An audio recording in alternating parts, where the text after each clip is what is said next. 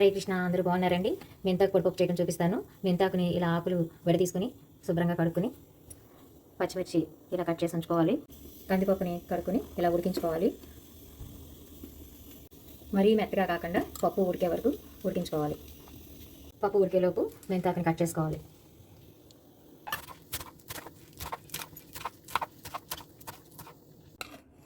పప్పు ఇలా ఉడికిన తర్వాత పొయ్యి కట్టేసుకోవాలి.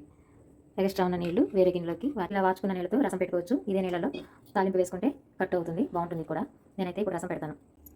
ఇప్పుడు పొయ్యి మీద మూకుడు పెట్టుకొని నూనె వేసి వేడి చేసుకోవాలి. 2 గంటలు నూనె వేస్తున్నాను, ఎందుకంటే మెంతాకంతా మగ్గాలంటే కొంచెం నూనె పడుతుంది. నేను ఒక పెద్ద కట్ట మెంతాకు తీసుకున్నాను, 1 గ్లాసు పప్పు తీసుకున్నాను. నూనె కాగాక జీలకర్ర, ఆవాలు, వెల్లుల్లిపాయ, ఎండుమిర్చి ఒక 6 ఇలా విరుచుకుని తాలింపులో వేసేసుకోవాలి. తాలింపు వేగాక మిర్చి వేసుకోవాలి. ఈ మిర్చి వేగాక మెంతాకు వేసేసుకోవాలి.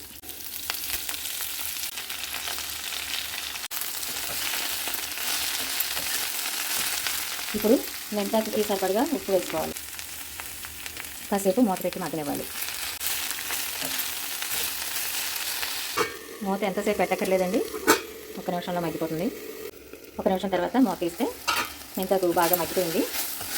ఇప్పుడు కందిపప్పు వేసేసుకోవచ్చు. ఉడికించుకున్న కందిపప్పుని వేసేసుకోవాలి. ఇలా వేసుకున్నాక ఇందాక మెంతాకు సరిపడగా ఉప్పు వేసాం. ఇప్పుడు పప్పుకి సరిపడగా ఉప్పు, కొద్దిగా కారం, పసుపు వేసేసుకొని కలుపుకోవాలి.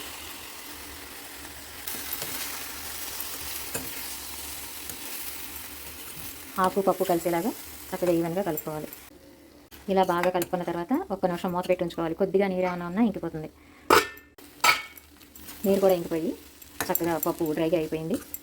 ఇదేనండి మెంతాకు పొడిపప్పు. లాస్ట్లో పసుపును నెయ్యి వేసుకుంటే కమ్మగా చాలా బాగుంటుంది. ఇది అన్నంలోకి బాగుంటుంది, చపాతీలో కూడా చాలా చాలా బాగుంటుంది. వెరీ హెల్దీ అండి ఇది. అంతే, సర్వింగ్ బౌల్లోకి తీసేసుకోవటమే.